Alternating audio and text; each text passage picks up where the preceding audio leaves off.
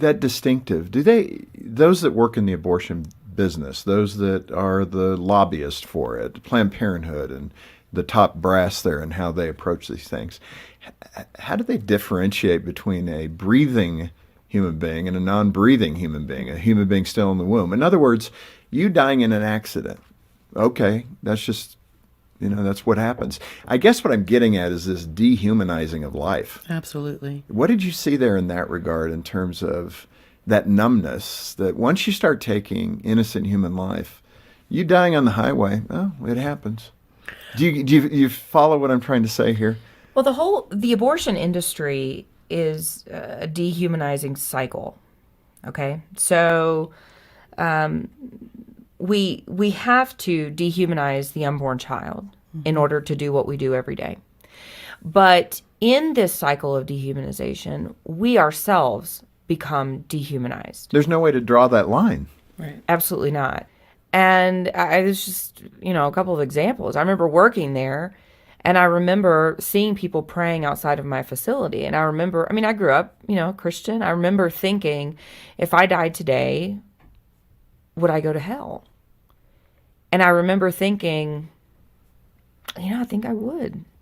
And I'm okay with that.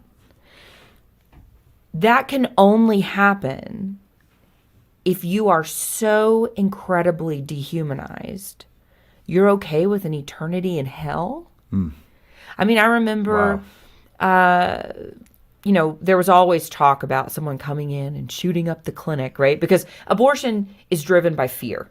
So we as the employees are they instill fear into us. And then we instill fear into the women who are coming in to have abortions, right? So you're never going to be able to afford daycare or finish school or what. So it's fear-based.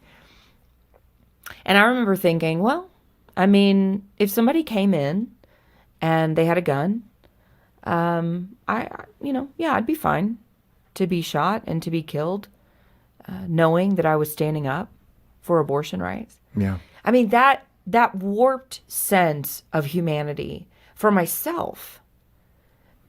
Only very deep sin can get you to a place where you care so little about yourself, right, and about others. Well, there's so much in that. That's been one of the arguments I've made from time to time when you look at the debate.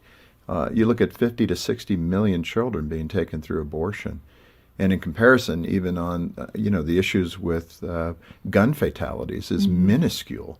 And it's like they can't open their eyes up to the fact of the level, the immenseness of the death that they've leveled on the culture through abortion.